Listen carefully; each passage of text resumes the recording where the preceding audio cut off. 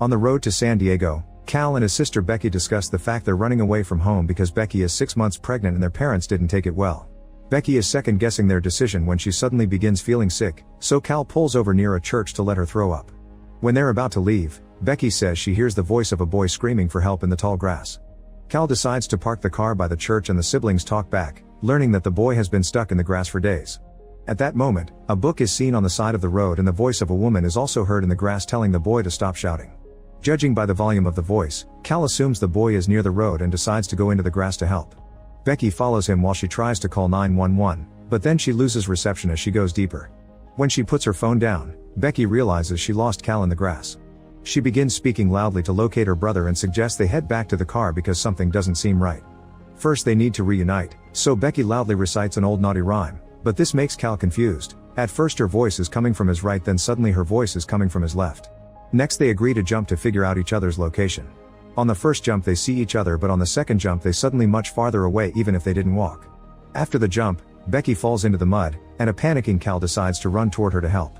Now it's Cal who falls into the mud and he's shocked to find a dead dog named Freddy with flies hovering all over him. Apparently he's been here for a while. Hours pass with the siblings unable to find each other or the exit, and as the sun goes down, they accept they're stuck in the grass field. Becky tries calling her brother again, but she gets really tired so she sits to wait for Cal to find her first. Suddenly a creepy figure appears among the grass, but it turns out to be just a man named Ross, who offers his help to take her out of the field. He explains he's found a way out but hasn't left yet because he is looking for his wife and son, whose voice the siblings heard early. Becky is wary of him, but she has no other choice but to accept his help, so they go looking for Cal together. Some more time passes, and Cal keeps calling for Becky to no avail. As he sits there disappointed, something suddenly startles him. It's Tobin, the boy that had been calling for help earlier. He consoles Cal and says it's easier to find things once they're dead. Weirded out, Cal asks if Tobin was the one who lured them into the field, but Tobin says he and his family went in because they heard a man calling for help too and he has no idea how long they've been here for. Tobin says that his sister will be dead soon, and Cal wonders how the boy knows Becky is his sister. Tobin replies that the rock told him the truth. Apparently it's the rock that teaches you how to hear the grass and that's how you get to know about things. Then Tobin beings guiding Cal to Becky. Meanwhile Ross and Becky talk about her baby, and Ross guesses that the father of the baby isn't with her. As they walk, Becky finds medicine bottles and scissors on the ground, not understanding how they got there. When she looks again, she discovers Ross isn't there anymore. She begins calling for him to no avail, so she changes to calling California as she looks around for any signs. Something suddenly grabs her and takes her into the grass. Back to Tobin, he takes Cal to a small area with no grass with a mysterious giant rock in the middle of it. Tobin urges Cal to touch it, but when Cal comes closer, he hears whispers of what seem to be tribal chants. Right before Cal touches it, Becky is heard screaming, and Cal immediately runs in the direction of her voice, ignoring Tobin warning him to not get in there. Suddenly the day changes to a clear day, showing a truck stopping at a gas station on the same road as the church. This is Becky's ex Travis, who has come to look for the siblings. Since he finds nothing at the train station, Travis continues his journey and finds Becky and Cal's car parked by the church. When he looks inside the car, he sees bugs and dust, indicating the vehicle has been there for weeks. Travis begins calling their names and looking for them, but there's no response. Next he enters the church, but it's empty too. On his way out, he sees a book on the ground and picks it up only to see Becky's name on it. Suspecting the siblings enter the grass field, Travis goes in as well, folding the grass and following the sun so he can keep track of how to get back. Unfortunately every time he takes a step, the grass just unfolds itself. After a few steps, Travis realizes the sun isn't in the correct spot anymore, but regardless of his confusion he keeps moving until night falls. Since he's tired, he stops to lie on the ground and stare at Becky's photo. Suddenly something startles Travis. It's Tobin popping out of nowhere. As whispers and laughter can be heard in the tall grass, Tobin reveals he knows Travis' name and that he's looking for Becky, saying he can take him to her. Travis doesn't hesitate to follow him, only to be incredibly upset to discover Becky's dead body right in the middle of the field. As Travis clings to her crying, Tobin explains the grass doesn't move dead things because it makes them easier to find. When Travis looks up, Tobin is gone. The next morning, Travis wakes up and sees Becky's dead body right beside him. He picks up a necklace from her body and starts moving again, but then he hears someone and starts calling for help. It's Tobin who responds back, and Travis calls for him again so the boy can find him. However, the Tobin that shows up looks clean and healthy, and he's there with his mom Natali, his dad Ross, and the dog Freddy. This reveals that the grass field is stuck in some sort of time loop. Suddenly Freddy runs into the field and Tobin follows him, ignoring Natali's warnings. At that moment Travis realizes Tobin has managed to leave the field and tries to tell him not to come back inside, but it's too late. The boy is coming for his family. Natali thinks she hears Tobin nearby and splits up from the group to find him. By the time night falls, Ross is looking for his family alone and comes across the mysterious rock. The next morning, Tobin is shouting for help while Becky and Cal are outside the field with the car again. However, this time Travis is in the field too. When he hears Becky's voice, he calls her name, and both siblings are shocked to hear him before replying. Travis tells them that he came looking for them, which Becky finds hard to believe. Suddenly they hear Tobin's voice reciting Becky's rhyme, and Travis follows it to finally find the boy. Becky does the same thing and is reunited with Travis, making the moment rather awkward. Shortly after, Cal shows up too, and he clearly doesn't like the fact Travis is there. At that moment, the group finds Freddy's body. To add to the confusion, Travis tells the siblings that they've been missing for 2 months, but they don't believe him because from their perspective, they only left 2 days ago. Suddenly Becky feels like someone is watching them and says they need to go, so Travis picks up Tobin on his shoulders for the boy to find a way out. Fortunately, he spots a building in the distance, and they start walking toward it. Cal asks Travis if he told anyone about them, hoping that someone will come looking for them, but sadly Travis didn't tell anybody. At that moment, Becky feels some pain in her belly, prompting Travis to ask about the baby. Becky tells him that it's a girl and lets him touch the belly to feel the baby move. Suddenly, a phone rings and they're shocked to receive a call from a voice like Becky's, who is crying as she asks them to not let Cal hurt Travis because they will keep making the same mistake again and again. It all seems unbelievable and the group decides to keep moving, unaware that someone watches them through the grass. A few steps later, Becky slips in the mud and as she falls, she sees mysterious visions of a baby, tall grass, and strange people coming toward her, which terrify her and makes her faint. Cal and Travis run toward her, but at that moment Ross shows up and tries to help her too, saying he can lead them out. Travis tells him about the building they saw and lifts Tobin again, but this time he can't see the building, it's only grass everywhere. Ross mysteriously says that's how things work in there. The group keeps walking and eventually they reach the rock again. This time they notice there are carvings all over the rock, and somehow Ross knows it refers to a higher knowledge, which he explains as he touches it. Everyone thinks Rossi is being creepy and he urges Cal to touch the rock too, saying he'll also receive knowledge. Before this can happen, Natali comes out of the grass and stops him, telling her own husband to stay away from them. She's obviously terrified of him and tells the others that Ross is lying before explaining that she had seen Becky and Ross before, but Becky wasn't alive and Ross tried to hurt Natali. Ross denies this and while they argue, Becky sees the visions again, but this time she also sees Ross in the grass looking very supernatural. Terrified, Becky tells Travis and Cal they should leave. They try to get Natali and Tobin to go with them, but Ross is still trying to manipulate them to touch the rock. Travis cuts it, triggering an argument that soon becomes a physical fight.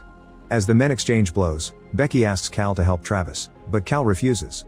While they fight, Ross keeps insisting that Travis should touch the rock and finally overpowers him to win the fight. Next Ross attacks Natali, showing he's truly lost it when he smashes her head with his bare hands. The rest of the group runs away from Ross and finds Freddy, so they begin to follow him until they reach an abandoned building.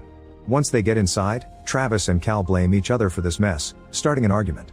Cal blames Travis for abandoning Becky, accusing him of wanting Becky to terminate the baby, and Travis retaliates by saying Cal has naughty feelings for his sister, causing Cal to throw a punch and start to fight. At that moment, Ross catches up and tries to break the door. The group immediately takes the stairs to the roof and looks around the area, where they see the church across the field. Unfortunately, they would have to go through the grass to reach it, so they try to figure out another plan.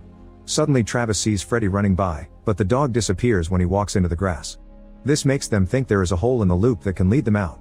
Trying to look for more clues, Travis has a closer look at the field by standing on the edge of the roof, which causes him to slip. Cal notices, but he does nothing to save him and Travis falls to the ground.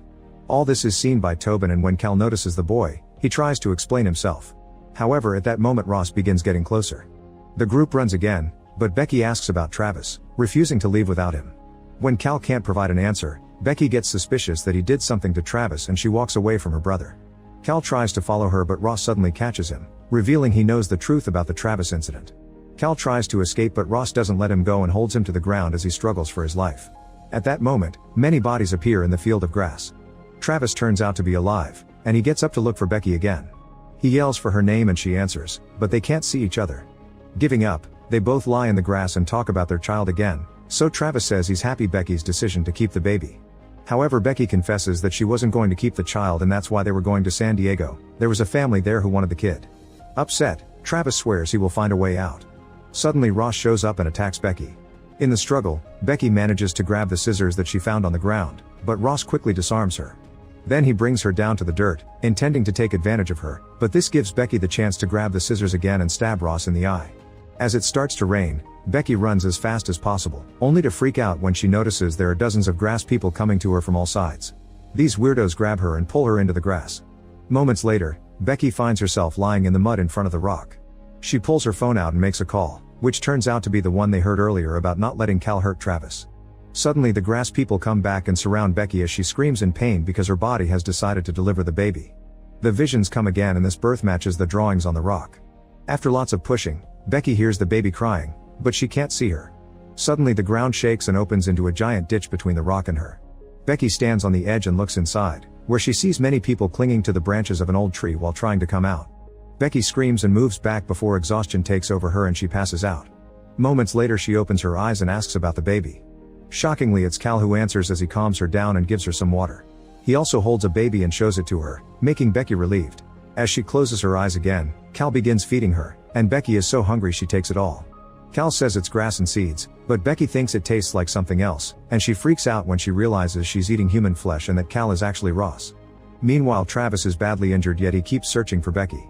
Eventually he finds her alone on the ground, and when Becky asks about the baby, Travis touches her belly and realizes the baby is gone. As he cries in grief, Tobin reappears and tells him that Ross killed everyone. He also explains Ross is never going to stop and that he will kill them over and over again. A terrified Tobin starts to cry, so Travis hugs him and says he won't let anybody hurt him. Afterward, Travis shouts and asks Ross if he wants to kill him. Ross immediately appears from the grass and attacks Travis, trying to kill him while ignoring Tobin's pleas to stop. Ross attacks Travis with a bone and makes him fall defeated before going after his son. Tobin tries to run, but Ross catches him and tries to force him to touch the rock. Suddenly Becky gets up and hits Ross from the back, causing him to drop Tobin as Becky falls again. At that moment Travis stands up too and attacks Ross, hitting his head against the rock and finally killing him by tying some grass around his neck. Then Travis goes to Becky and holds her as he cries. Not knowing what else to do, Travis approaches the rock as Tobin warns him that if he touches it he wouldn't be able to leave. Travis ignores him and touches it anyway, which makes him feel weird. Suddenly a red light emerges from the rock and spreads all across the field, almost as if cleansing the area. Travis now looks creepy like Ross used to, making Tobin afraid. The boy starts to run away, but Travis stops him, asking him to come with him. Ross hadn't been lying, the rock did give Travis knowledge of the grass field. He takes Tobin near the entrance and asks him to go out to warn Becky and Cal so they won't come inside the field again. Hopefully this will destroy the loop. Then he gives Tobin Becky's necklace and pushes him out of the field. In the blink of an eye, Tobin appears in the attic of the church. He opens the door and makes his way outside, where he sees Becky and Cal's car standing on the road.